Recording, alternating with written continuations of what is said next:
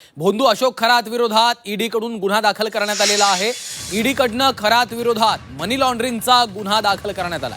झी24 तासच्या बातमीवर शिक्कामोर्तब झालेला आहे। खरातच्या मालमत्तेची आता कसून चौकशी केली जाणार आहे। ईडीनं मनी लॉन्ड्रिंगचा अर्थात ECIRचा गुन्हा दाखल केला असून प्राथमिक तपासाला सुरुवात केली आहे।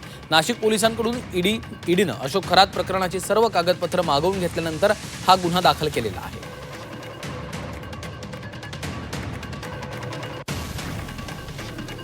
तर झी24 तासच्या बातमीवर आता पुन्हा एकदा शिक्कामोर्तब झालेला आहे। आमचे प्रतिनिधी योगेश खरे सध्या आपल्यासोबत थेट जोडले गेलेले आहेत। त्यांच्याकडनं अधिकचे अपडेट्स घेऊयात। योगेश, भोंदू खरात विरोधात ईडीनं गुन्हा दाखल केलेला आहे, त्यामुळे हा मनी लॉन्ड्रिंगचा गुन्हा असल्यानं आता खरातच्या संपूर्ण मालमत्तांची कसून चौकशी केली जाणार आहे।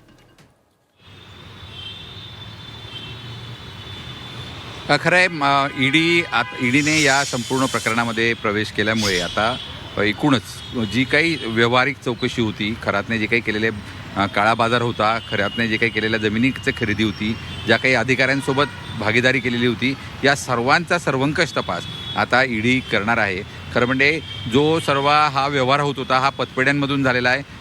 आपण जर बघितलं तर सिन्नरमधली जगदंबा पतसंस्था आणि त्याचबरोबर नगरमधली समता पतसंस्था, या दोघं पतसंस्थांच्या माध्यमातून काळ्याचं पांढरं करण्यात आल्याचं समोर आलेलं आहे। अनेक खात्यांमध्ये दुसऱ्यांची नावं होती, जे काही त्याच्याकडे भाविक येत होते त्याचे आधार कार्ड पॅन कार्ड वापरले जात होते आणि त्याचा नॉमिनी जो होता तो खरात बाबा होता। त्यामुळे जर आपण बघितलं तर मोठ्या प्रमाणात मनी लॉन्ड्रिंग या खात्यांच्या माध्यमातून झालेलं आहे। त्यामुळे या पतसंस्था पण तेवढ्याच जबाबदार आहे। आणि दुसरं म्हणजे ज्यांच्या नावावर हे सगळं करण्यात आलेलं होतं त्यांचं रीडिंग जे आहे ते कुठेही केंद्राच्या वेबसाईटवर किंवा आधारच्या वेबसाईटवर येत नाही, कारण की या सर्व पतपेढ्या आहे। त्यामुळे हा सर्व तपास करणं SITसाठी अवघड जागेचं दुखणं झालं होतं आणि त्यामुळे आता या व्यवहारांची पूर्ण बारीक सारीक तपासणी करण्यासाठी ईडी आता मैदानात उतरला। ईडीने पहिला गुन्हा या बाबतीमध्ये दाखल केलेला आहे आणि या संपूर्ण खरेदी व्यवहारांची चौकशी बँकेतल्या ही आता ईडी या ठिकाणी करणार आहे। त्यामुळे एकूणच जे अधिकारी, जे अनेक बांधकाम व्यावसायिक, डॉक्टर्स